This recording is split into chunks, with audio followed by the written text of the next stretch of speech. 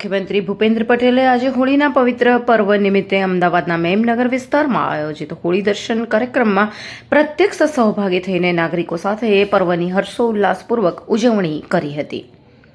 મુખ્યમંત્રીએ પરંપરાગત હોળી પૂજન વિધિમાં શ્રદ્ધાપૂર્વક ભાગ લીધો હતો અને પ્રગટાવવામાં આવેલી હોળીના દર્શન પરિક્રમા કરી રાજ્યના નાગરિકોની સુખાકારી, સમૃદ્ધિ અને સર્વાંગી વિકાસ માટે પ્રાર્થના કરી હતી। મુખ્યમંત્રી ભૂપેન્દ્ર પટેલે જણાવ્યું હતું કે હોળીના આ પવિત્ર પર્વ અસત્ય પર સત્યના વિજયનું અને રંગોનું પર્વ છે।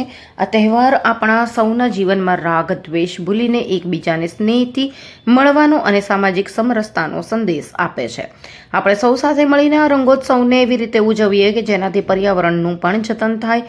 વૈદિક હોળી પ્રગટાવીને અહીં પર્યાવરણ પ્રત્યે જે જાગૃતિ દર્શાવવામાં આવી છે તે પ્રશંસનીય છે। હોળી દર્શન બાદ મુખ્યમંત્રીએ પ્રખ્યાત માનવ મંદિરની મુલાકાત લઈને ભગવાનના દર્શન કરીને ધન્યતા અનુભવી હતી। મુખ્યમંત્રીએ આ મુલાકાત દરમિયાન ઉપસ્થિત ભાવિ ભક્તો અને સ્થાનિક નગરજનો સાથે પર્વની શુભેચ્છાઓ આપી હતી। આજનો પાવન પર્વ હોળીની દરેકને ખૂબ ખૂબ શુભેચ્છાઓ। આ તહેવાર અસત્ય ઉપર સત્યનો વિજયનો તહેવાર છે, રંગોનો તહેવાર છે, મતભેદો, રાગ દ્વેષ ભૂલીને એકબીજાને સ્નેહથી મળવાનો તહેવાર છે અને આ તહેવાર આપણે ખૂબ સાથે મળીને રંગોત્સવથી ઉજવીએ।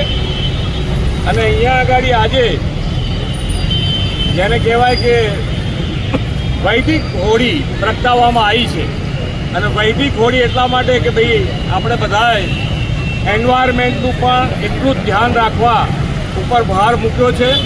બધા જ આ તરફ વળે એવી બધાને વિનંતી। ખૂબ ખૂબ શુભેચ્છાઓ। થેન્ક યુ દાદા।